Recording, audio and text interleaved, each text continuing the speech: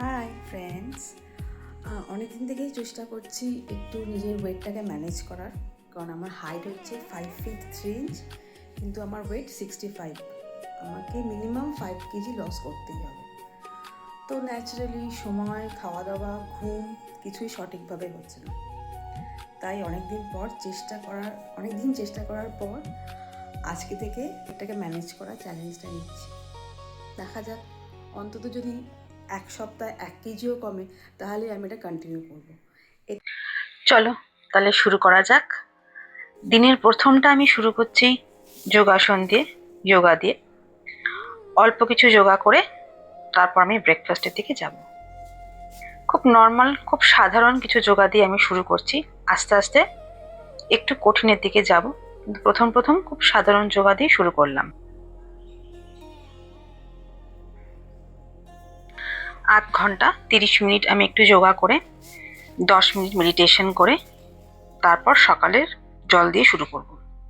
প্রথমে আমি খাচ্ছি চিয়া সিড ভিজানো জল, যেটা আগের দিন রাত্রে ভিজিয়ে রেখেছিলাম।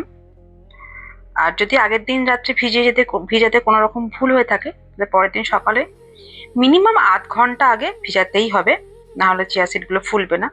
একটু উষ্ণ গরম জলে তার মধ্যে পাতিলেবু রস আর ছোট চা চামচের 1 চামচ মধু দিয়ে এই জলটা আমি খেয়ে নেব।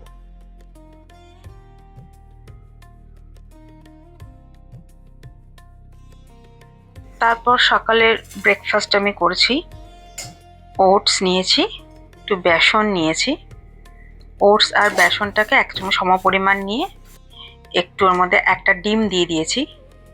তার মধ্যে একটু নুন আর একটু কাঁচা লঙ্কা কুচি দিয়ে ভালো করে ওটাকে মিশ্রণটা থেকে ভালো করে মেখে একটু পাতলা পাতলা করে গুলে আর কি, একটু জল দিয়ে গুলে ওটাকে রুটির মতন, ওটস আর বেসনের চিল্লার মতন বানিয়ে নিয়েছি।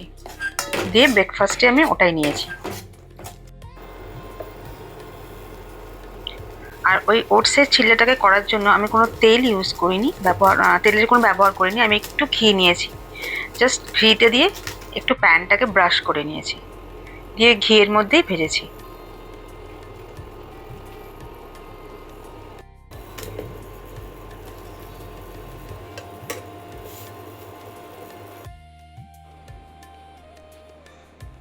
দুটো ওটসের চিল্লা আর 1 কাপ ব্ল্যাক কফি, এটা আমি ব্রেকফাস্টে করেছি। তারপর মিড মর্নিং ফ্রুট হিসাবে আমি একটা কলা খেয়েছিলাম, ছোট একটা মর্তমান কলা।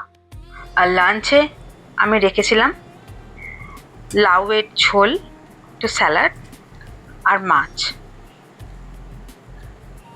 এখন সন্ধেবেলা, তা আমি একটু এখন ওয়ার্কআউট করব 30 মিনিট। সকালে যোগাও করেছিলাম 30 মিনিটস, এখনও একটু করব এক্সারসাইজ।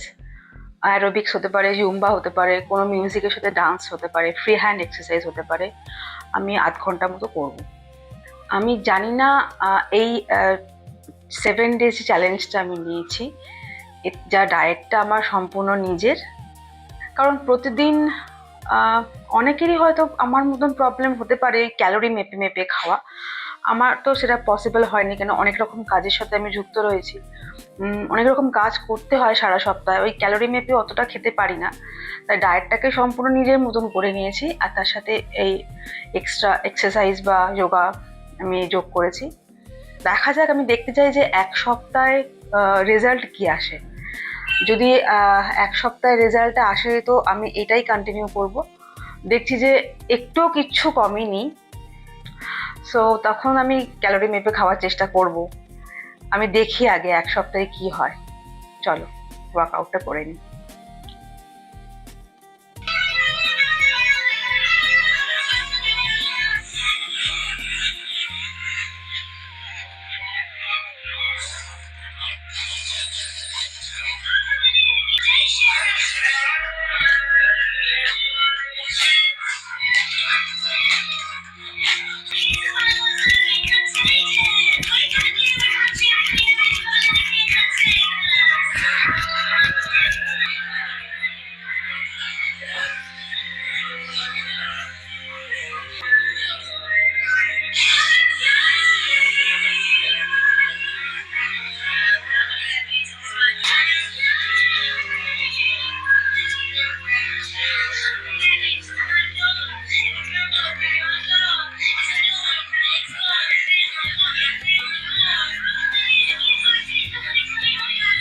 ওয়ার্কআউট হয়ে গেলে আমি বিকেলে স্ন্যাক্স হিসেবে নিয়েছিলাম গ্রিন টি আর পপকর্ন।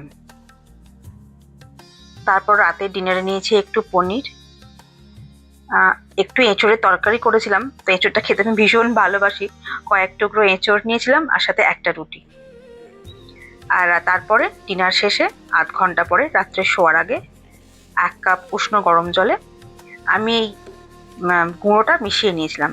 এই গুঁড়োটা আমি তৈরি করেছি মৌরি, জোয়ান, সাদা জিরে সমপরিমাণ, আর হিং হচ্ছে 1 চিমটে, 1 চামচের পরিমাণ অনুযায়ী আমি বললাম।